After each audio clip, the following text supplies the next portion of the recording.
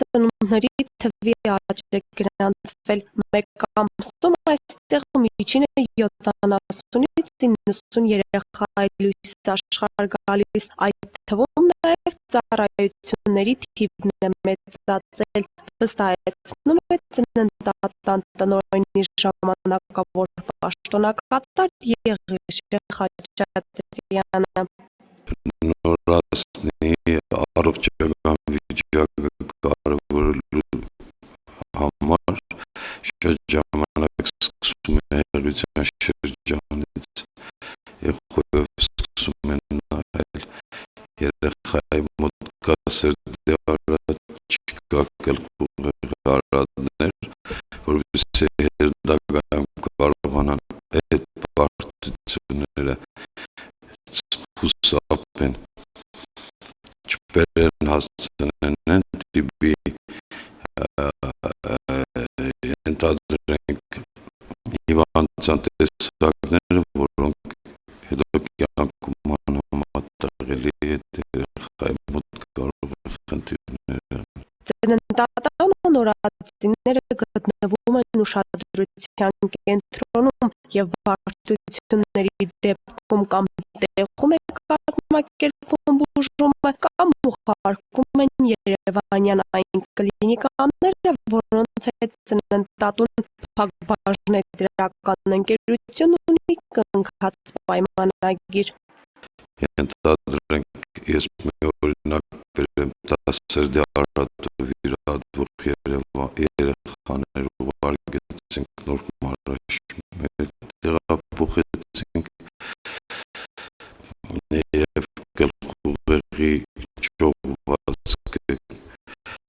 այսինքն ուներ ճողվածք իծնե, նորից ուղարկեցինք Երևան, երեխան նորից եկավ առողջ վիճակում եւ այդտեղ կախված թոքի խնդիրները այդ ասում եմ նախորդ ամիսներում դա ուղղակի օրինակ բերեցի, որովհետեւ պատկերացնեք, որ մենք աշխատում ենք երեխաների հետ խիստ նպատակային։ Նվազել է նաև մանկական մահացությունների և հիվանդության դեպքերի թիվը, հանդիպող հիվանդություններն հիմնականում ըստ մանկական բաժանմունքի վարիչ Ռոզա Ասլանյանի պայմանավորված են ներարգանդային ինֆեկցիաներով։ 2012 թվականին այս ժամանակահատվածում ունեցել ենք 6 մահ, հիմա ունենք 4 մահ,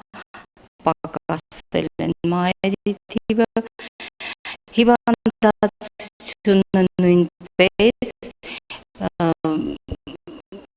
եթե համեմատենք, ուրեմն նորից պակասել է հիվանդացությունը։ Ունենք նաև իծնե արատներ, որոնք ես ասեմ, որ նախորդ տարվա համեմատ շատ ահագին նվազել են։ Հիմնականում մեր մոտ ենթադրենք փոքր քաշով են ծնվում, այսինքն մայրը չի կարողանում հղիությունը բերել մինչև իրենի 9 ամսական բերել, 7 ամսական ծննդաբերում եւ այլն։ Եվ դրա պատճառով լինում է, որ երեխաների քաշը պակաս։ Հիմնականում այդպեսի պաթոլոգիաներ ենք մենք հանդիպում այդ տիպի հիվանդության տեսակներին։ Մեծ մասը ներարգանդային ինֆեկցված երեխաներն են, նորածիններն են, դրանք կարող է լինի ցիտոմեգալովիրուս, կարող է լինի տոքսոպլազմոզ, տարբեր միկոպլազմա, Հիմնականում ներարգանդային ինֆեկցիաներն են։ Ինչպես նշում է ծննդատուն փակbaşıնետի իրական ընկերության տնօրենի ժամանակավոր պաշտոնակատար Եղիշե Խաչատրյանը, հաստատությունը հագեցած է ժամանակակից բուսարկավորումներով, այստեղ իրականացվում է 24-ժամյա հերթապահություն։ Մոտ 50 կատարում սողության ստուգում, տեսողության ստուգում, մոնիտորինգներ նորացիների մոտ երեխան արդեն ծնվելու պահից գտնում է մեր խիստ հսկողության ընթացքում մեջ և նյոնատալոգիական 24-ժամյա ծառայությունը միայն ունի Գյումրու ծննդատունը, այսինքն 24 ժամ հերթապահություններով իրականացնում է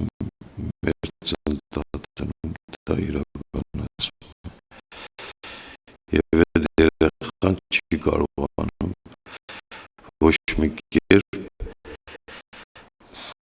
ենթադրենք դուրս մնալ մեր հսկողությունից կամ տեսողության դաշտից։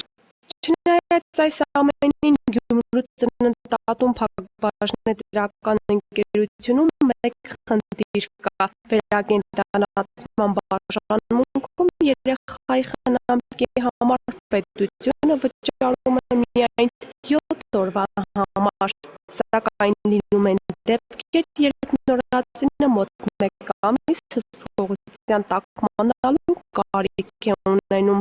Այդ հատվածը, որ մենք երկար ենք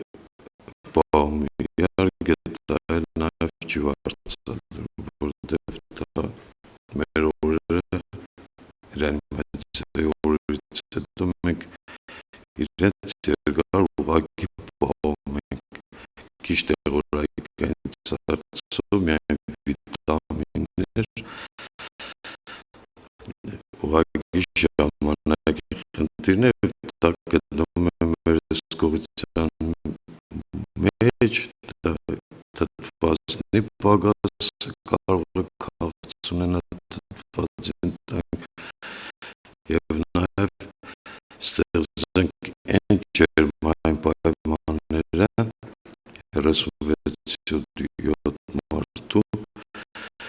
որպեսզի կարողանանք այդ երեխային հասցնել հասուն շրջան։ Հասմիկ Կարապետյան, Մարգարիտ Ամինասյան, Խաչատուր Գևորգյան, Ազդարար։